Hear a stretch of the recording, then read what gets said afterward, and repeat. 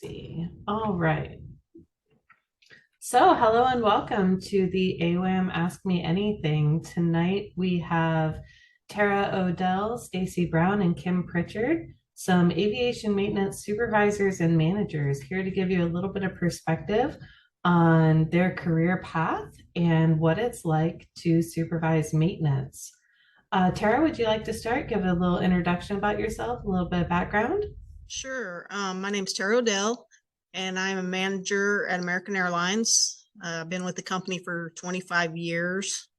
I spent roughly about 22 years on the union side as a mechanic and then a crew chief, and have uh, been on the management side about 3 years, spent 11 months as a supervisor, and then promoted to manager.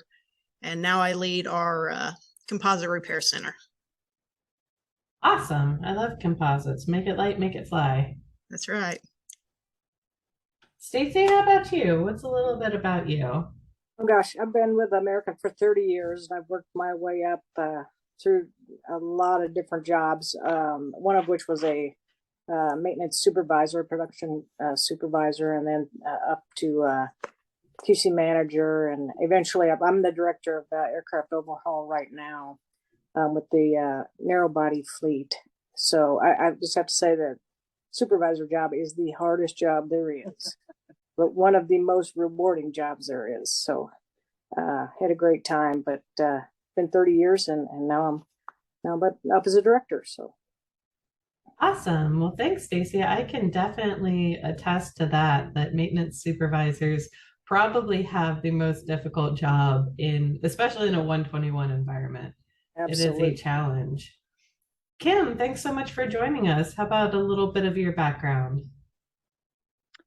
Well, hello there. I have about 40 years in the business. I started as a crew chief in the military and landed a job with United Airlines in 1987. And like others, I have sort of progressed through the ranks after serving time as a technician and a supervisor and all sorts of manager positions. And I retired about a year and 8, 9 months ago to take a job in the UAS sector. Um, but at the time I retired, I was a senior manager in charge of heavy maintenance on United's fleet out in San Francisco. So that was narrow and wide body special route maintenance, overflow from line, that sort of thing. And now I'm a technical training manager for a company called Zipline. And have our Part 135 air carrier certification, and I develop and teach technical training to the technicians who maintain our UAS. So that's what I've been up to for the past few decades.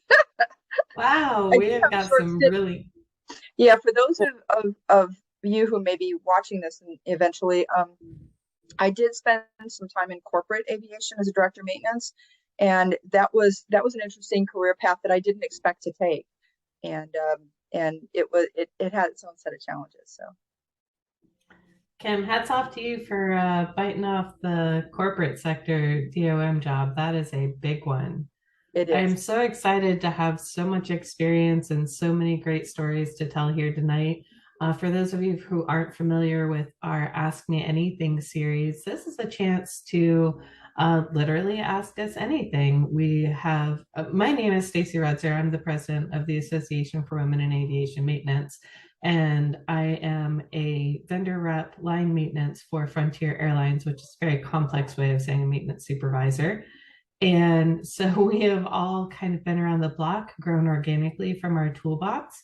And if you look at your Zoom, you'll see a Q&A button. So any questions you might want to put to the panel, all you have to do is type right in the Q&A. It'll pop up and we'll go through them.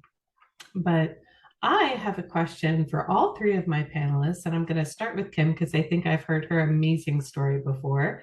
And I'm going to ask Kim, how on earth did you get involved in aviation maintenance? Oh, it was a circuitous route. I think I've had the joke among folks who know me is I must have had like every job on earth.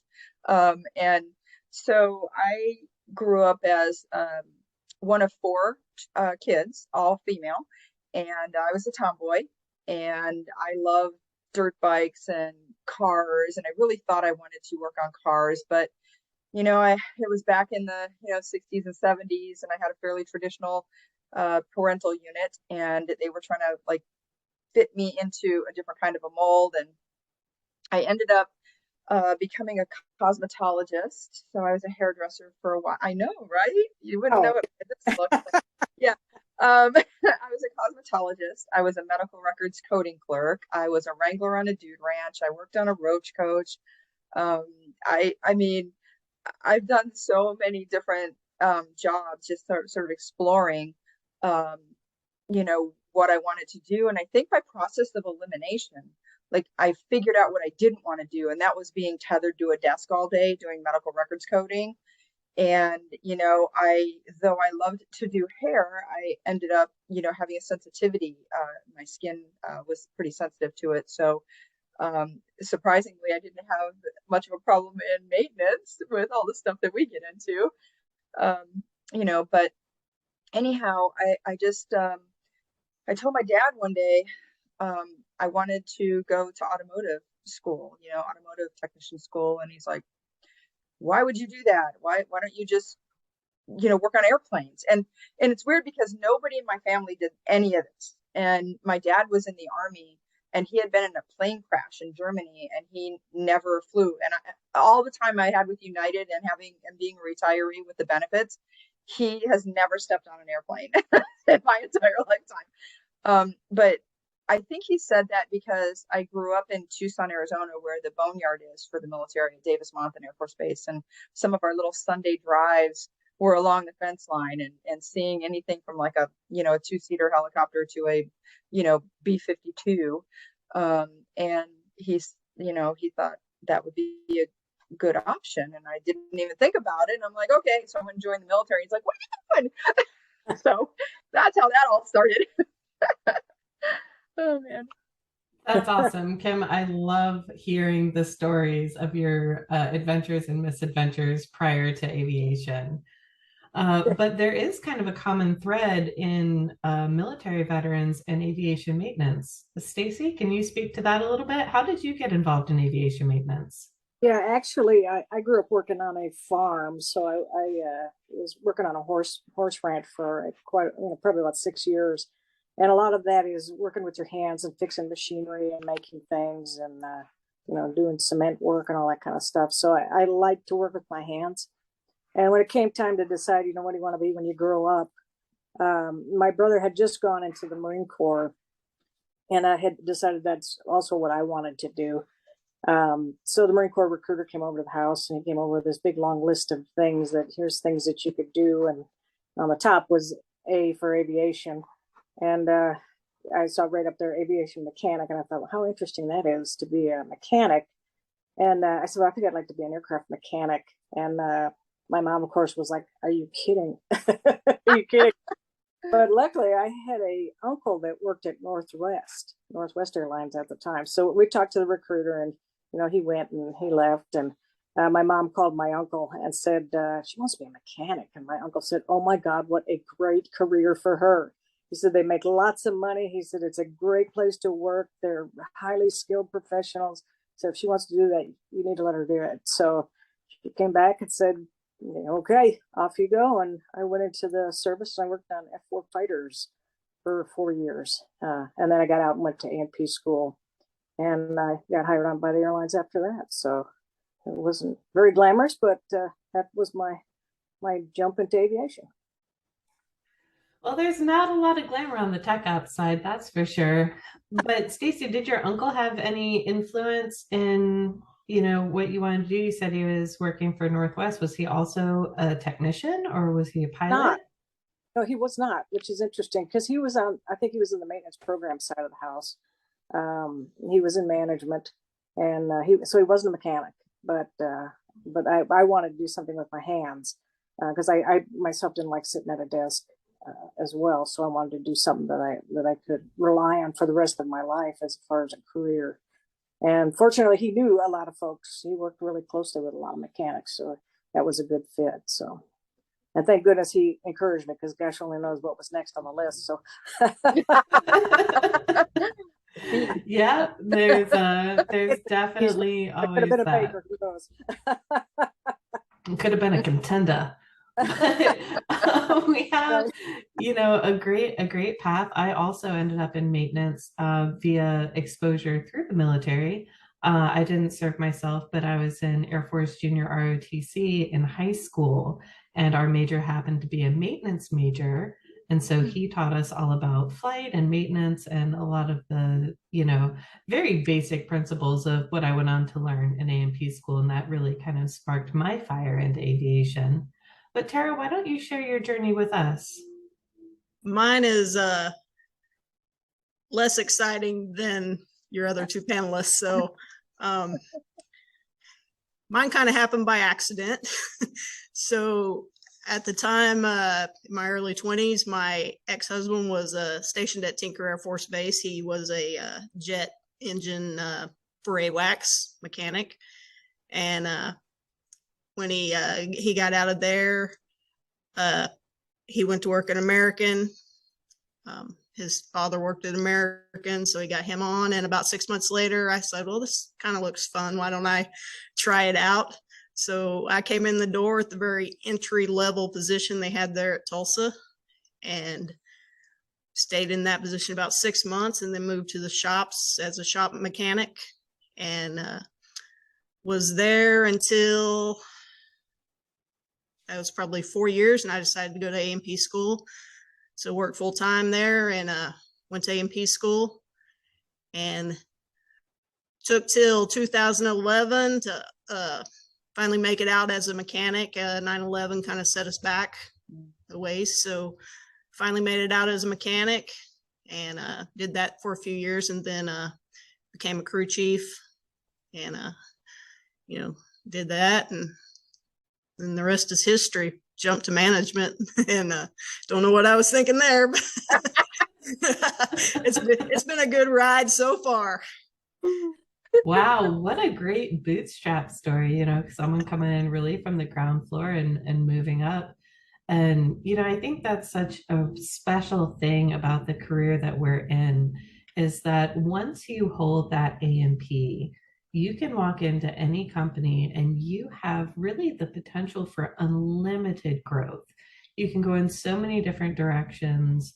There's so many opportunities for advancement because so many mechanics just want to be mechanics. And, at the end of the day, I still like nothing more than hitting an airplane with a hammer. But, it's interesting to see how our careers can really take shape over time. So I'm going to ask a quick question. I want a one-word answer from all three of you. How long were you a mechanic before you got your first leadership job? Just crew lead, crew chief?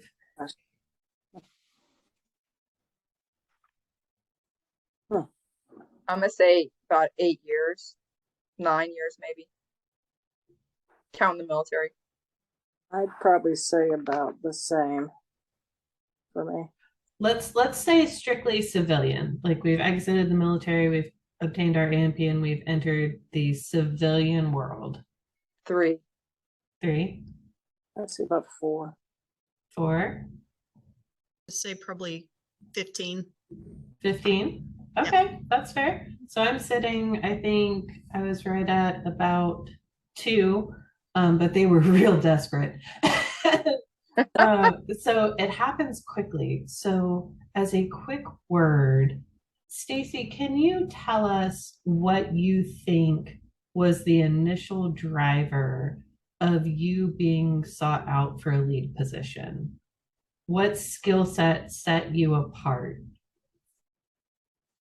Actually, it was a choice I made. I didn't necessarily like nobody tapped me on the shoulder. It was something I knew that I wanted to do, um, and I had always envisioned that I would do that. And it was really more of a I like to work with folks, and I like to make things better, and to remove obstacles for my peers and colleagues. So it was more of a hey, I think I could do that. I think I can make a difference, and I really wanted to be able to progress up through in my career. So it was more of a personal decision of this is where I need to go or where I'd like to go, And then once that happened, then the opportunities after that were just endless. That's awesome. What about you, Kim? Was there some individual trait that you had, or maybe your military experience, or is there something that really stands out to you as what got you that very first lead position? Well, you know me and my story. So the this my jump into becoming a supervisor was a really interesting one because I had no plan to do it at all. Um, and those of us that are in the airlines, we especially unionized workforces, you see a career, a pathway as you progress up the ranks within the collective bargaining agreement, and you're like, wow, I can be making X amount of money and doing whatever and just doing what I'm doing and just keep doing it, and stuff. And I wasn't really thinking about any of that.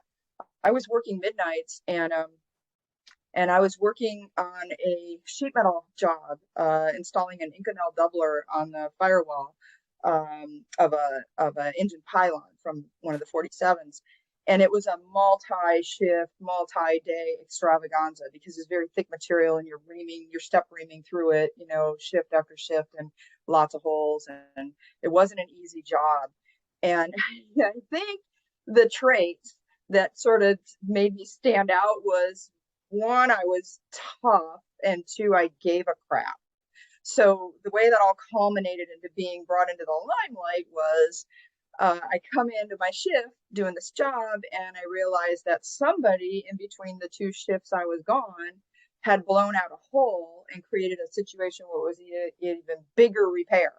And I was like, oh my God, we've been wasting all this time and money and whatever. And I took this doubler, it's probably, this big, and I was kind of mumbling under my breath to myself and wandering over to the supervisor's office, which was near the planning center.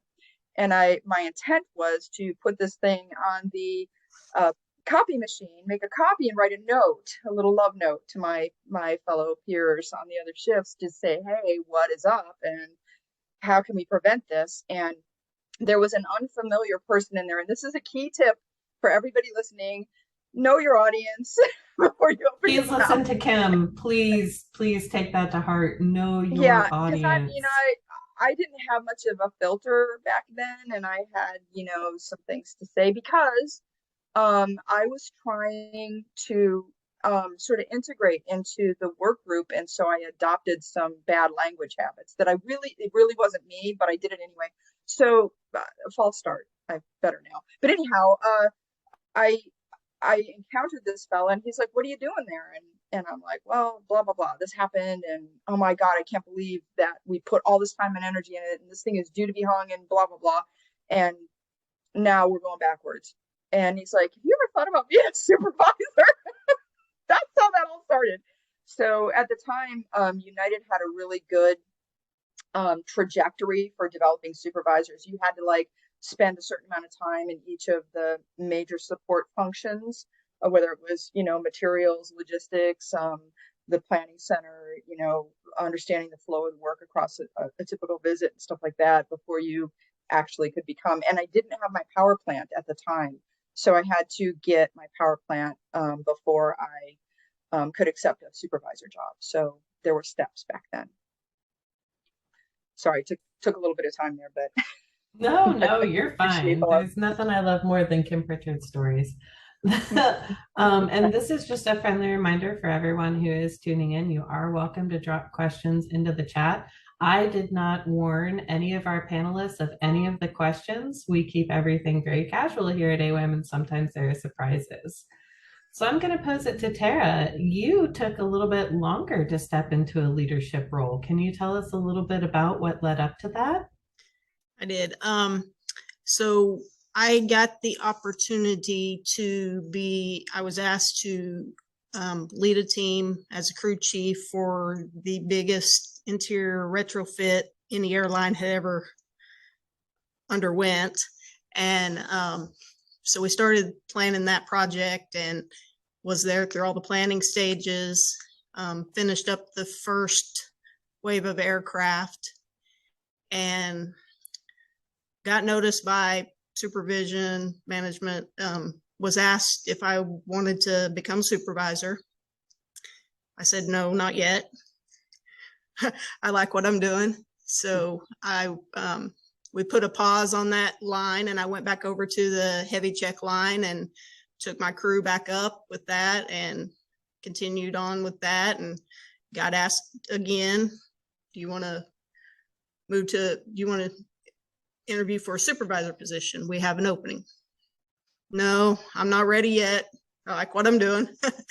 So the third time I got asked, I said, well, okay, I'll apply and I'll interview, and then we'll see where this goes. And I got the job. So I was a supervisor about 3 weeks, and we had some issue with some of those aircraft, and we grounded 14 of them. And 3 weeks into being a new supervisor, they sent me off to an MRO to oversee some of the fixing of these broke aircraft. So I spent 7 weeks doing that and came back and got thrown right back into the mix. And, a few months later, had a manager level 5 job come open. So I put my resume in for that. And I think, Stacy, you said on the interview. I did. Hey, you did. And so got that job, and then was in it for a few months, and then Stacy moved over to our department, and I reported directly to Stacy. And then it's about a year ago this month, got the opportunity to move over to our component repair operation and learn that aspect of the business. And love it. Love working in the CRC with all the talent we have over there. Those guys are amazing, what they can build and repair. Wow, what an exciting journey. The interesting thing is when it comes to the difference of kind of being a like Stacy, of like, okay, I see where my career path is going, and this is the next step. And Tara kind of being tapped on the shoulder and saying, maybe not yet. And, I'm kind of the outlier of, they asked me if I wanted to be a lead. And I had some of the same filtering troubles that Kim had at that time.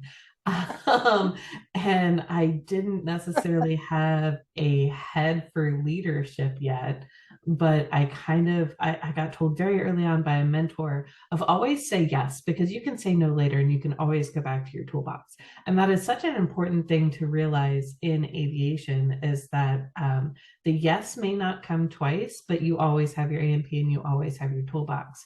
I grew up in the Part 145 world, so we have a wonderful panel full of 121 world mechanics who lived kind of and breathed, I'm assuming, kind of under that collective bargaining agreement, and where supervisors, you have to leave that safety net of the collective bargaining agreement to step into a leadership role.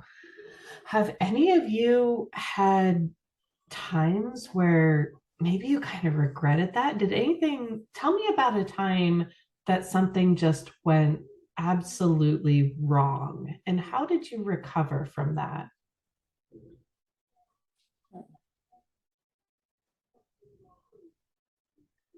I see Stacy and Kim thinking real hard. Tara, do you have anything for us?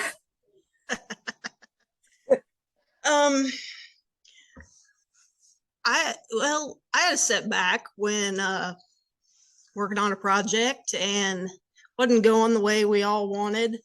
I don't think it was anything I was doing wrong, but we needed a change of pace, and kind of made the move and got a change, got my head back on straight and took it as an opportunity instead of being down on myself. So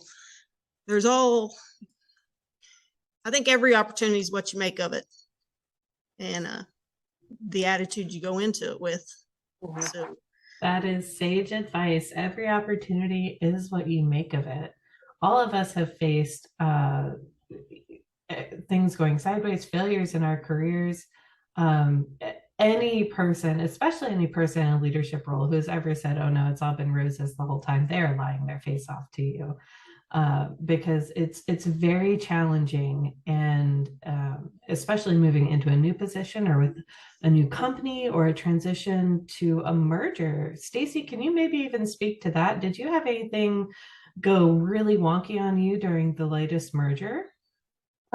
Nothing that really went wonky, but it is different when you are dealing with different people that you don't know, because now you're in a situation where the leadership team is completely changed, and it may not be folks, there's a little comfort in knowing that the team players, and then all of a sudden, next thing you know, you're on your team, you have people you're not comfortable with, and you don't know where they're coming from, or um, how to handle the situation. But once we got used to each other and we all worked towards the same goal, it was fine. But it was uncomfortable at first. The thing I would say is, when you are looking at taking a role, or if somebody taps you on the shoulder and says, "Hey, would you be interested in this?"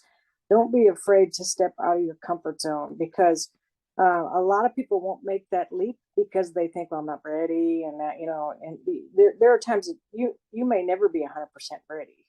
But if you take that leap, a lot of times there are folks there that'll help you, that have made the exact same leap. Like Terry, you've made that same leap. And there's always people there that you can rely on, that can give good support. But if you wait until you think, "I'm 100% ready," those opportunities could fly by or never come again. So, you've got the skill, take the leap, and it's okay to be uncomfortable. You'll get through it. So that's the only advice I'd give. Man, if I can, I got to jump in there on what these two have been talking about, because Yeah, it's go, Kim. so true. Like, I don't think once I went into leadership of any kind, supervision, that I was really planning to go back to my toolbox because of something or whatever. I think it was more, every time you challenge yourself to take on another assignment and you finally figure it out, it's just one more event in history that you can rely on. Okay, I made it through that. Oh, now I made it through this. Now I made it through the other thing. The next thing's not going to be as scary, because even if I don't know, I'll figure it out, because I was able to do that here and here. Now, the only time I'm going to say where I was like, "Oh, jeepers, what the heck was happening? What did I do?" Right? Was when I actually took the job in corporate, because what I did not realize, and I think that there can be a perception on the part of the larger air carriers, the 121 groups, that if you haven't worked the corporate or the general aviation sector at all, you may have this idea that it's lesser, it's easier. I'm here to tell you that it's way harder, way harder, and you don't know what you don't know, because for those of you who went to A&P school, you did get purposeful exposure to certain regulations, certain CFRs that you would need to know, but certainly not the depth and breadth of all of it that you would need to know if you are Part 119 Director of Maintenance or something. And what I learned very quickly was I was way out of my depth, and I'm like, what have I done? Right? Because how I got there was, I was at United, then we had the 9/11 event, then there was some stuff, and then I decided I thought I wanted to be an attorney. So I went and worked at this law firm in San Francisco for a while. And then a year later, I was recruited back into aviation maintenance by way of this Kaiser Air group that I worked at. Well, I thought I could just walk in there and just kind of do what I was doing, working in, 145 or 121, and understood the process of maintenance. But I did not know that, I was the face to the FAA. I was the one responsible for explaining and defending our GMM contents, everything about our camp program, everything that, I didn't know at an airline, coming up from, technician through supervisor and manager. I didn't need to know that stuff in the level I needed to know it at all to be the representative to our FSDO, like I did in corporate. And so now that has happened, and I lived through it, and I somehow made it and it worked out okay.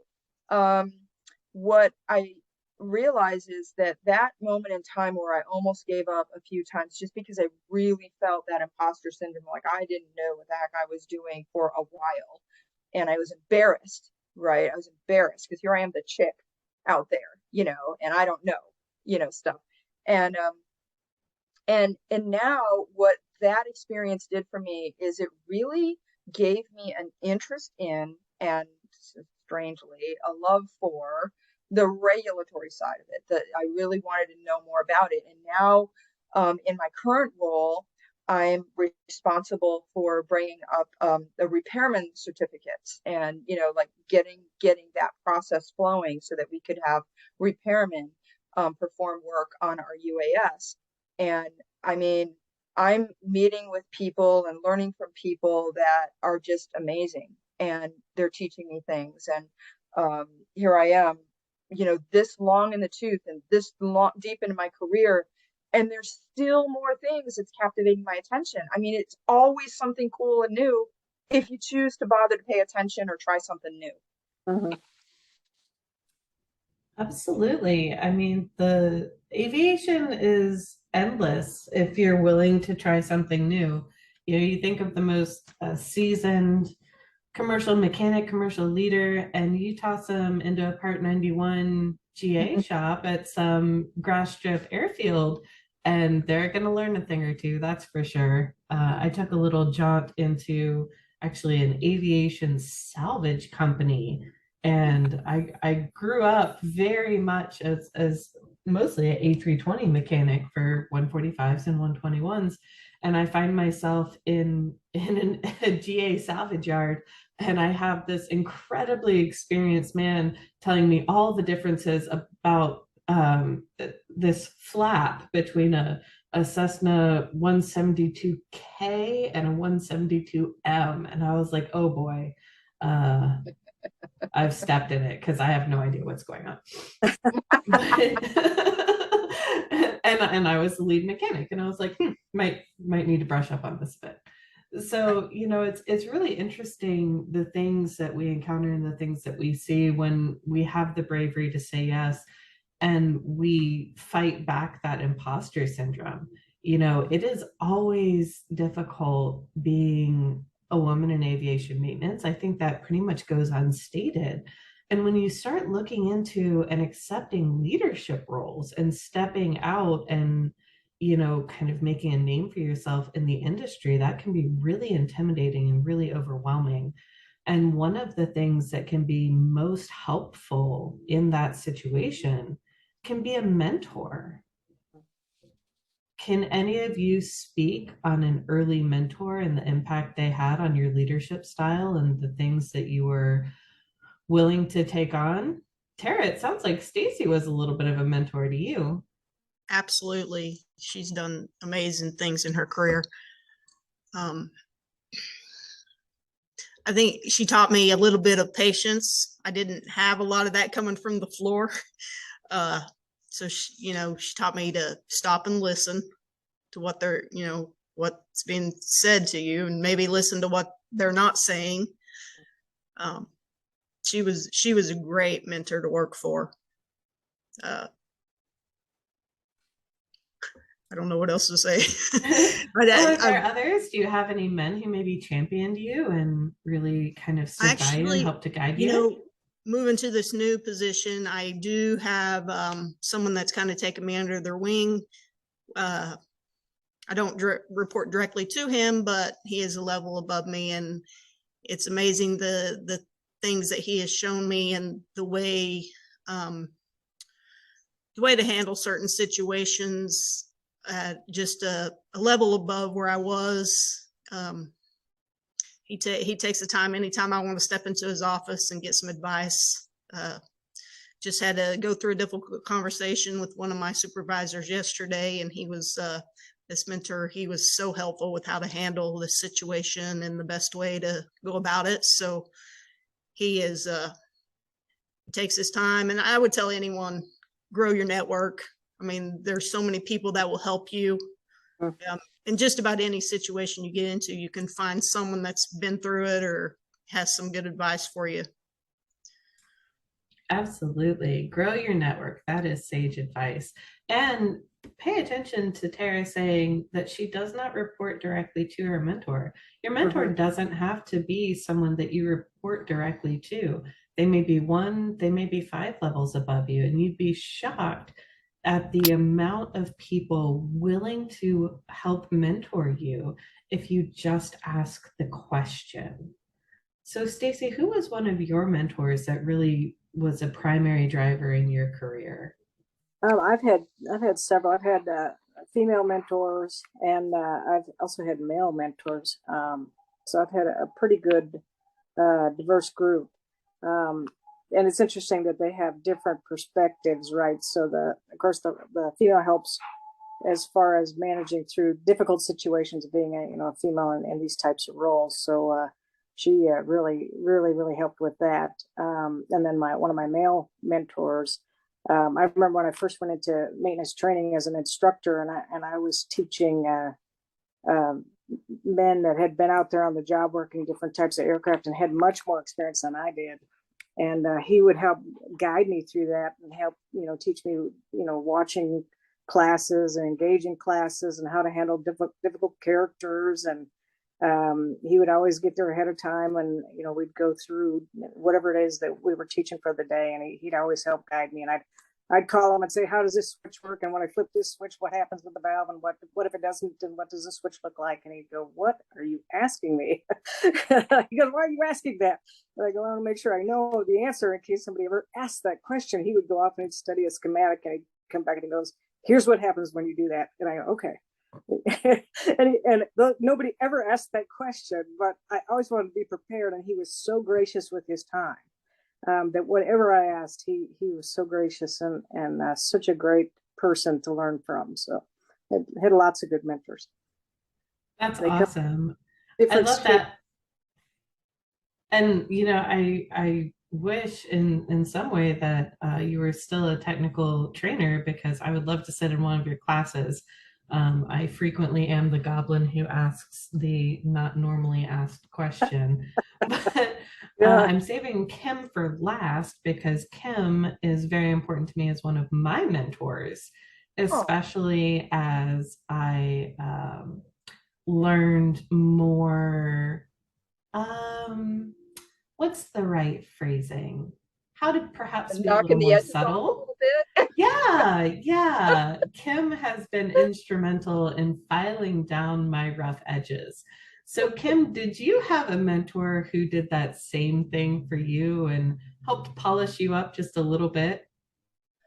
I think like Stacy mentioned, I've had a number of them along the way, and some folks who I think if you come in to these types of positions with a little humility and Mhm. a lot of curiosity and interest in knowing, like what Stacey was just talking about, just you want to know your craft because one, you have a job to do, and two, you don't want to look like an idiot for lots of different reasons. Nobody does, but it's even worse for us, the non-traditional thing. I mean, I was chuckling when you were talking about your training stuff because when I was about, I think, 27 years old, I think I stepped into a OJT instructor role, and I was teaching drilling and reaming to um, uh, full all male Oh classes. boy.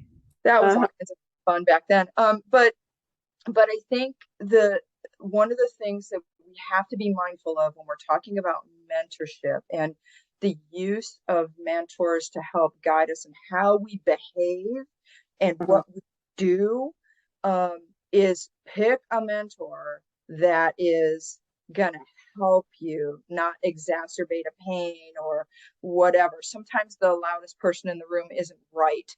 And sometimes the things that you're being guided in, like maybe a personnel issue, like Tara was alluding to, or something like that, maybe they're willing to share, but maybe they're not sharing the right information. You know what I mean? And so I think there's a lot of trial and error and figuring out who can you go to even ask for that mentorship or that help for whatever the menu of choices are for the day, whatever the subject matter is that you need assistance with. And I think that's the power of the team. And that's what's really wonderful about working for a large organization, because there's a ton of folks that are available, and not just available, but they're subject matter experts in what they do, their little piece of the pie. They're not like, jack of all trades or something like that.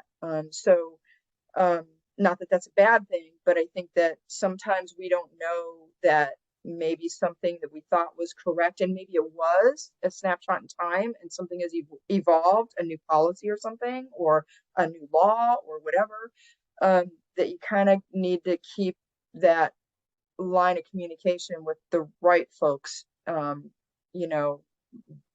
available to you. But I've had a couple of really great mentors, that have said, hey, you probably shouldn't have said it that way, or I would have done it this way.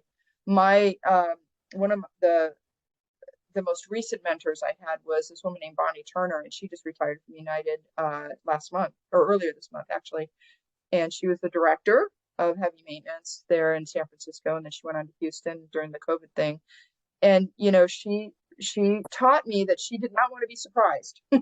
So I needed to learn how to adapt and work together with somebody who managed differently from me, and that helped me become a lot more open-minded and vigilant about seeing other people's styles and trying to figure out, if I had something to say to somebody, how do I say it so it's effective? Not just to say it and drop the mic and run, It's interesting that you mentioned that, because you can have, it doesn't have to be a formal mentorship. It can be observing people that have different styles and different traits that you can emulate. So, I mean, in a situation where you watch somebody deliver something, or watch somebody handle a difficult situation, you can go up to them afterwards and go, hey, I really, really learned a lot from just watching you handle that situation. Could you tell me a little bit more about why you handled it that way? But you can also learn what not to do in situations, or how not to handle a situation, by watching the reverse of that, which is a really bad person. And you can learn what not to do from watching those folks, and then just pick up the good stuff from observing people in just normal everyday situations. Absolutely, Stacy. Some of the most important lessons I know that I have been learned from what not to do. You know what? As mouthy as I have been, I've also been the person seeing the lead or the manager just absolutely blow their top, and it's like, ugh, let's try not to do that. That's not going to get us very far.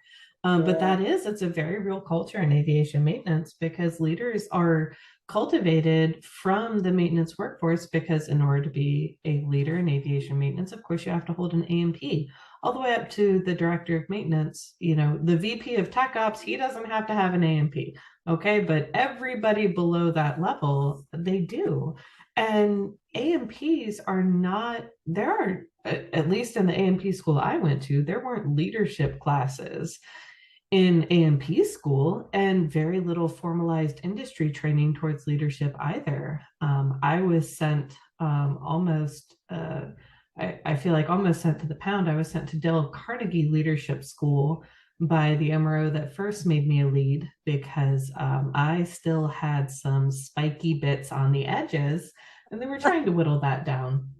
But for those of you who don't know, AWAM actually has a mentorship program. You can join by going to awam.org/mentorship, or going to the resources tab on our website and selecting mentorship.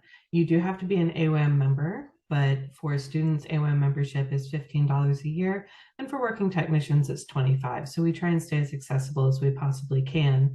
And our mentorship program can connect you with amazing people like Tara, Kim, and Stacy. So as we get a little close to time here, what I would love to ask the three of you is, and I'll give you a second to think of this because I didn't prepare you, sum up your leadership style in a few words or a couple of sentences. Think about your leadership style, what it means to you, and see if you can boil that down. I don't have Jeopardy music queued up in the background, but I will let you think. And to me, leadership and my leadership style is based in respect. Everyone is a human, treat them as such.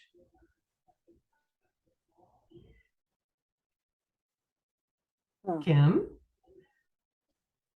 I feel like the pendulum it has finally swung to my natural state. Like back in the day, it was tough because there's sort of an expectation that you have to be really tough, right? And um, I recall a peer, the supervisor, coming to me after he witnessed an exchange between me and one of my technicians, um, where I was listening to him tell me the story of how his girlfriend had just kicked him out. It was midnight, so sometime earlier that evening she kicked him out, threw all his crap on the front lawn of the apartment, and he didn't have socks on, which is all had all started because he didn't have socks on, and I noticed. I'm like, hey, how come you don't have any socks on? In briefing, it's like. So then he started like spilling his guts, and I listened to him, and I'm like, well, we need this, that, and the other thing done. Would you rather work together with somebody, take your mind off it, or do you want to work alone? What do you want to do? And in this case, he wanted to work alone. And my supervisor peer was like, you know what? Tell him to wipe his nose and get back to work and give him what he's supposed, that was what it was back then in the late 80s. And now it's become a much more compassionate thing. So what I would say as far as like a sentences from my leadership style is I think it's consistent, firm, but compassionate. Yeah, I would have to agree as well. I think you have to be a servant leader. You have to be empathetic. I got some good advice from a mechanic when I first started out because I was very direct. And, when I go out on the floor, it was pretty much to figure out what the heck's going on and ask questions. And very early in my career, he took me aside and he said, hey, just come out and talk to us. Just visit with us and get to know us. And we just want to see you and just visit. So after that, I was like, okay. So you'd learn more just walking around, just talking to people, and they'll tell you what they need. They'll tell you what's going right, and they'll tell you what's not, what they need help with. But it was just listen, be compassionate. It doesn't cost any more to treat people with kindness. I mean, it's just a better work environment. So I just try to keep that in mind when I talk to people and work with them. I love that. It doesn't cost any more to treat people with kindness.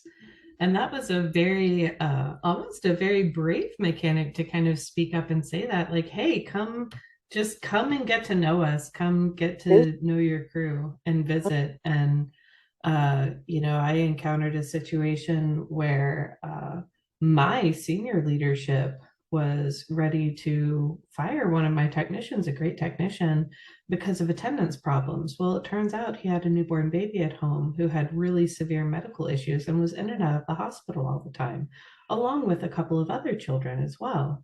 And so we had to do some tap dancing and say, hey, listen, this we don't want to lose this person, but we have to grant them some grace because to Stacy's point and Kim's point, it's important to be a compassionate leader.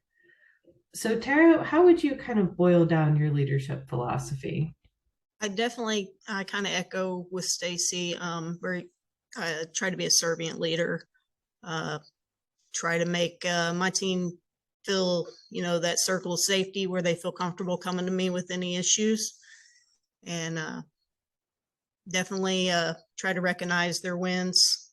I have a policy there at the composite repair. They get the glory for the wins. I'll shoulder the defeats. That's on me, and we'll learn from it. So I think that's how I go into every day. Just if I can make it a little better than I found it, and make the team feel brilliant. That's absolutely brilliant. We'll celebrate your wins and I'll shoulder the defeats. I've worked, my resume is there's a frog on it. It's hopped around a few times. And you know, a lot of the times I've left positions due to direct leadership, frankly, just being bad, and I wasn't keen to tolerate it. And I tell you what, I was just telling my friend the other day that the individual that I report to right now is the best example I have ever seen. And the way I put it is that he puts an umbrella up over us, because our senior leadership, you know, they go after him. If MCO is a mess, it's not like nobody hears about it, but it doesn't fall on me or my working group, because our boss, our leader, he says, you know what, I am the senior manager. It is my job to catch all the hell and encourage my team as much as I can to do the best that we can as a whole and to really engage us. And I tell you what, like I'm not going anywhere. I'll go wherever he goes, but until then, you know, I'm not going anywhere. Just to work for a leader like you three are, you know, having that compassionate resource, the sense of you know, really being valued as an employee. It's really basic stuff, and unfortunately, it's a little rarer than it should be, I think, in the maintenance environment. And I think that's why women make such outstanding leaders in aviation maintenance, is because we are more prone to treating humans like human and being compassionate. So, in the interest of time, I would like to ask the three of you if there are any parting words that you would like to give for those who are joining us tonight, or for those who might catch us on our YouTube channel. Yeah, I'll start. Definitely the best advice I could give you absolutely is grow your network, find a mentor, and sky's the limit once you do that. Yeah, don't be afraid to step out there.